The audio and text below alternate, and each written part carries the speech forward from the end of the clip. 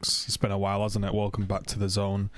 We haven't done a video on Manchester United in quite some time, and the reason for that is last season was like, it was too much for me, man. I was like, I'm not doing pre-season. I'm not talking about any more games. I think I left you with a video where I said, this will never get better under the Glazers. There's nothing that's going to improve ever under the Glazers. Since then, we've had a new coach hired. We've had a decent enough pre-season. Played some good stuff, but we have seen some problems. Like, there have been games where we've not been great. But overall, it was pretty positive. And going into the season, I thought what would happen was we would basically sign some players, and it would be evident that the coach would come in and then coach, because that's what he's famous for. Is like, he's not like known for his tactics. I don't want to be like, I don't want to brush over him, but what I'm saying is if you were to think of one point, it's more that he is a coach, to me anyway. That's like his strength. So if you give him some players, he'll do well. Now, what's happened is we've obviously lost 2-1 to Brighton. And one of the things that have happened is Martial got injured. And obviously that meant that maybe he had to start Ronaldo, maybe he had to start Rashford up top.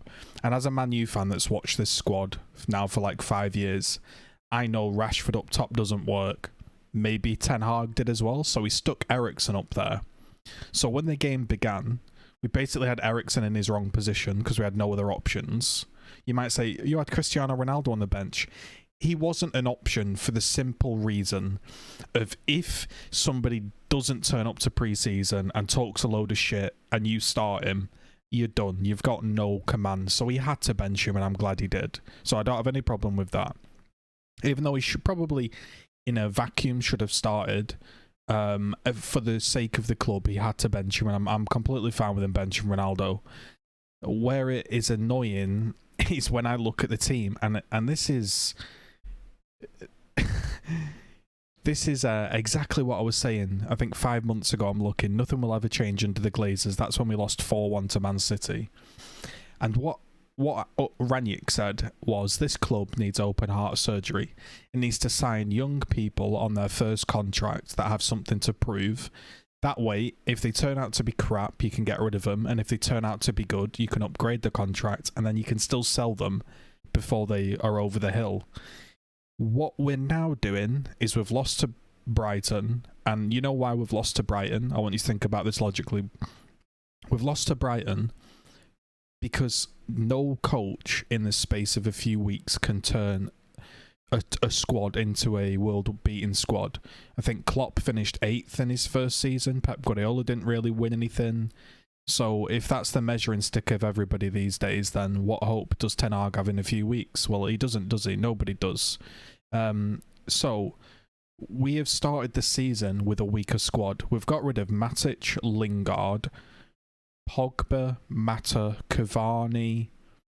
There's probably a couple of others I'm forgetting that we've shifted on, and we haven't replaced them. We've replaced them with a left back that was on the bench, and a bit of a gamble on Eriksen, who's got a defibrillator, and he's at a false 9. So we've not replaced them.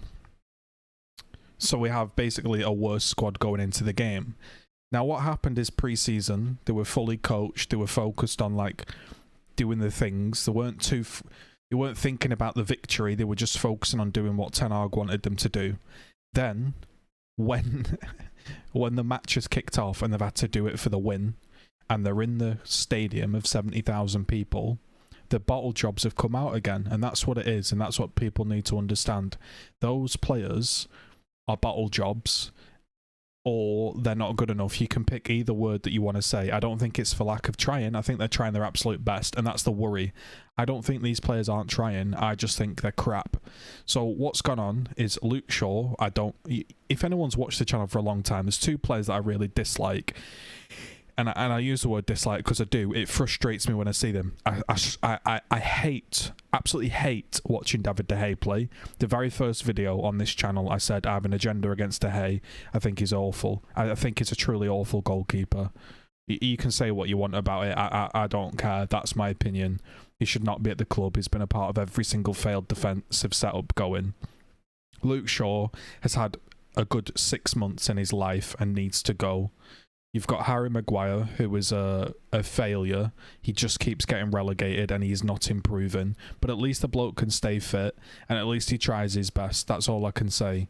People like Lindelof aren't good enough. We know that. Varane is injury prone. Dalot, look, Dalot is shit. I'm sorry. Just because he gets into some advanced areas doesn't mean anything. Put me on the pitch at Old Trafford. I'll get into some advanced areas. I won't do anything, and I won't be able to defend, but hey, that's what Dalot's like. Wan-Bissaka isn't good enough. Scott McTominay and Fred, the McFred combo, we know is not good enough. Sancho has yet to prove it. Rashford hasn't scored a goal in, I think, 540 days. From starting, that is, from being started, he has not scored a goal in 540 days. He can't head the ball. He's not a poacher. He's not a calm finisher.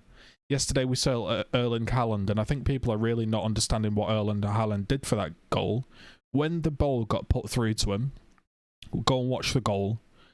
Most strikers in world football, or football players, would run, rifle it on their right foot into the bottom right-hand corner.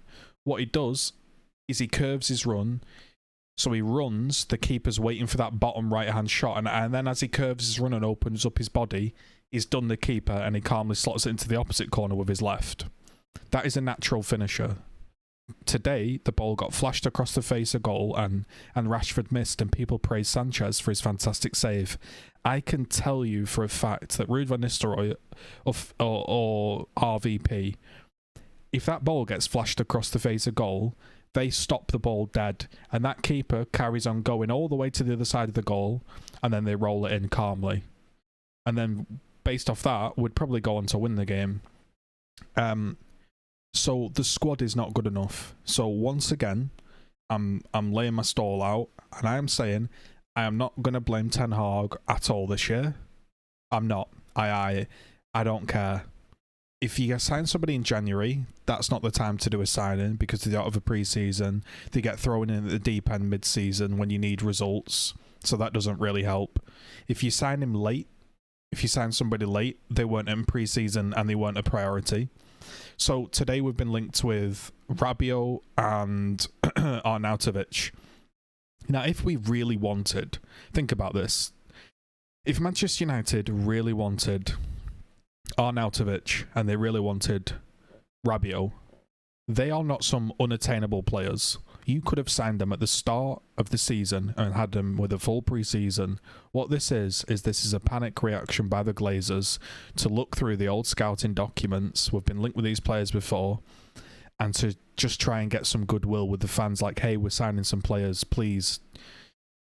So the way I see it is, people will say, oh, there was nothing shown under Ten Hag yesterday. The reason nothing was shown from Ten Hag yesterday is those players, under no pressure, under a COVID season with no fans and no pressure, did all right.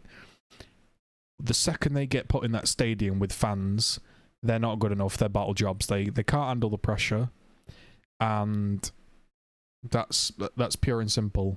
They are not good enough. So there's no point me spending the next 12 months on this channel getting mad that the players aren't good enough, because I'm telling you, they are not good enough. That's a fact. So I just wanted, in my very first video, to establish that those players are not title-winning players, and that is what Manchester United is about. Ralph Rangnick said that we needed open heart surgery, and we needed about 11 signings. Do you think he was wrong? No. He was correct, and as a result, because he told the truth, the Glazers bumped him off and didn't want him at the club. Is Ten Hag going to be another yes man? We've already seen quotes like, my squad is good enough, I'm very happy with the squad. Why? Why are you happy with the squad? That's what I want to know. That's my only grievance. Already, do we have another yes man? Who knows? But I will not turn on Ten Hag, because it's an impossible job. If you come out and you say my squad's shit, we need signings, knowing full well you won't get any, well then you're just going to fail even harder. So it's the start of the season, and already I have no hopes for winning anything, let alone a cup or anything like that. And I tell you, if we sign Rabiot and bloody Arnautovic, mate, that is just cementing the fact that this club doesn't know what they're doing. Because you're meant to be signing players that are on young contracts that are ready to fight for Man United, not some over-the-hill Arnautovic and some random Rabiot signing. It's not good enough. And we're back. Those are my first thoughts. As far as the game goes, yeah, not much to say, is there? The players are shit. And people might say, oh, that's knee-jerk. It's not. I've watched them for 5 years. There's nothing knee-jerk about it. I'm pretty calm in the fact of my assessment. I think that's just facts at this point. So we need a lot of players. We're not going to get any players. People are going to point to the amount spent. That's irrelevant, really, at this point. It's how it's spent, when it's spent, and in what manner. And we're panic buying yet again. So until those Glazers leave, we're in big trouble. If you enjoyed the video, leave a comment, leave a like. We'll see you in the next one. This was The Zone.